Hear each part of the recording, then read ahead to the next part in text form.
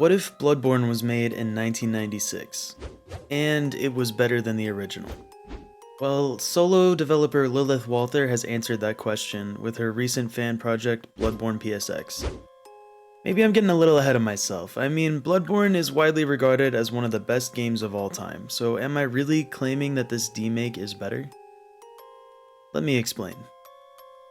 Right from the opening cutscene, I got a childlike sense of joy, just seeing the crunchy graphics and the screen distortion imitating an old tube TV.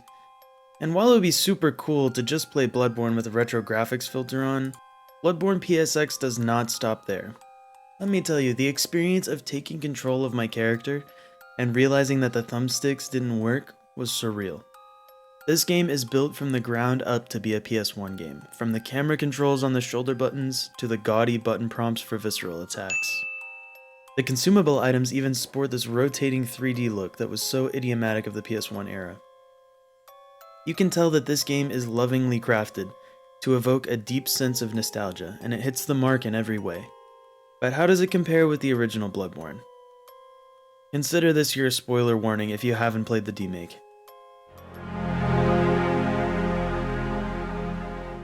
As you can see, the PSX demake has substantially better graphics. I'm only half joking here. While the graphics are crunchy as hell, like in this cutscene for example, it's all done intentionally. Every wobbly, messy frame of jank has been put there on purpose by the developer in order to make the player feel something. I mean, look at this hot mess, how can you not love it? The original Bloodborne is janky too, but not in a charming, fun way.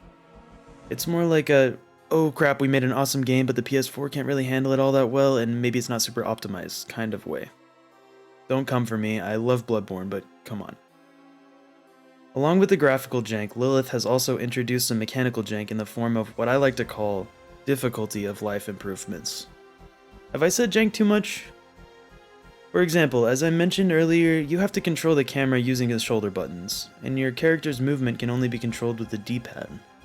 This makes for some very tense moments, trying to wrestle the camera into position as you fight for your life, and it sucks, just like a PS1 game. Another detail that's different from the original is that you can no longer bank your extra Quicksilver bullets and blood vials like you could in the original. I actually tried to farm these guys for blood vials for longer than I'd like to admit, before I realized I wasn't gaining anything. The resources you can carry with you are the only resources you can store. In terms of difficulty of life improvements, the worst, or best by far, has to be the change to the quick item bar. The quick item bar comes with a host of issues, such as the fact that it's limited to just 3 items, one of which is always going to be blood vials. Another annoyance with the quick item bar is that the only way to open locked doors in this game is with a specific key, but that key has to be equipped in your quick item bar. This system is very obtuse, very PS1, very POG, and very champ. I know it's odd to sing the praises of a cumbersome and annoying system like this, but the beautiful thing about it is that the devs sat down and deliberately thought of a way to make the keys annoying, because that's what a PS1 game would be like.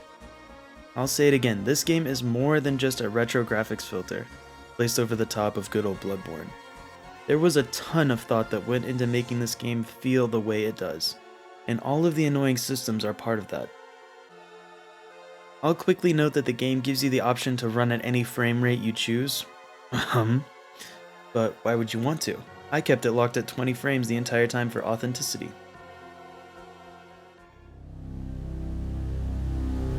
The Bloodborne PSX map is similar to the original in a lot of ways, but there are some major differences. The biggest difference is that Bloodborne PSX is contained entirely in the beginning area of the map, up through where you fight Father Gascoigne.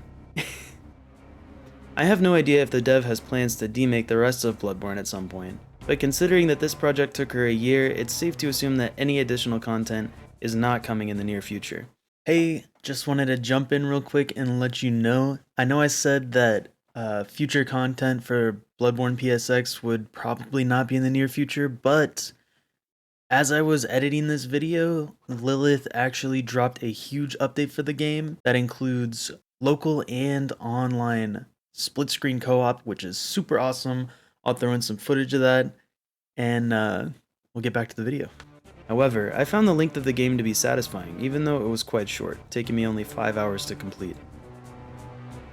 While the demake extends only from Yosefka's clinic to the Tomb of Odin, there are additional areas scattered around that were not in the original game. The demake even features a poison swamp area attached to Yharnam sewers. Other original areas of the map include the basement of the derelict estate, and the most mind-blowing area of the demake, Gilbert's estate. That's right, remember this guy? Oh, you must be a hunter. Yeah, you can go inside his house, and even discover some super interesting lore about him, albeit it's not canonical. Each of these additional areas were incredibly fulfilling to explore, each with their own quirks and secrets to find. Regardless of the somewhat small confines of the map, the demake manages to feel like a full, well-thought-out experience, with a beginning, a middle, and an end. So how did the developer manage to accomplish so much with such a tiny slice of the Bloodborne map? This game makes the most of its geographic constraints by using every area twice. Once you make it to Father Gascoigne and defeat him, attempting to open the gate to the Cathedral Ward and progress further into the game will reward you with this message. Upon closer inspection, all of the lamps you found throughout the game will now be deactivated, and you'll have to relight them one by one, progressing through the entire map backwards all the way back to Central Yharnam. If you'd heard, like I did, that the demake only contains the first part of the game, up to Gascoigne, then you might have been expecting a small "congrats on beating this demake" message, or a short cutscene and then some credits. But Lilith has other plans for you. Not only are you stranded at the end of the map, but every area is now populated with new, more powerful versions of the enemies that were there before. I love this section of the game for the drama and anxiety it brought to the experience. This little trick of reusing the map makes the game feel bigger than it is. And it also throws yet another curveball to seasoned Bloodborne veterans. The realization that my journey in Bloodborne PSX was not over at the Tomb of Odin was easily my favorite moment of the demake. It meant that there was still more to do, and whatever it was, I could be absolutely sure that it was going to be original content.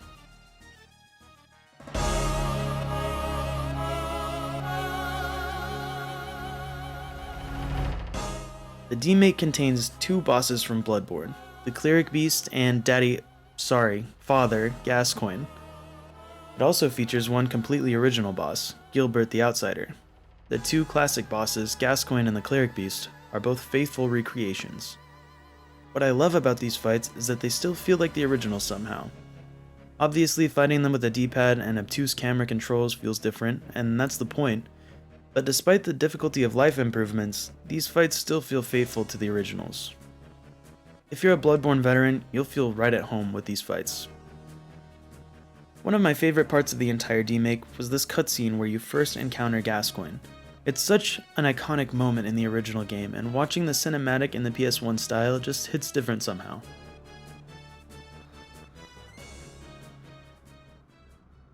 Beasts all over the shop. You'll be one of them, sooner or later.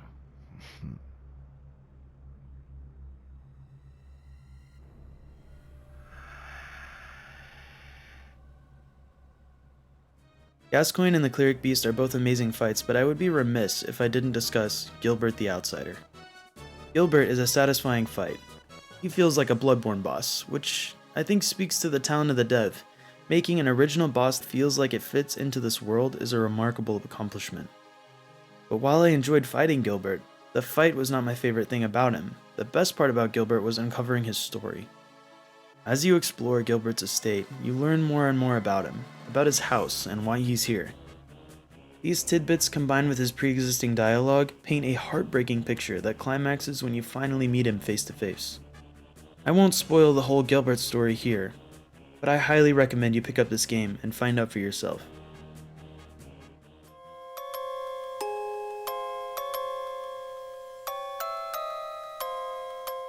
So what makes Bloodborne PSX special? I think the secret lies in the intent behind the demake.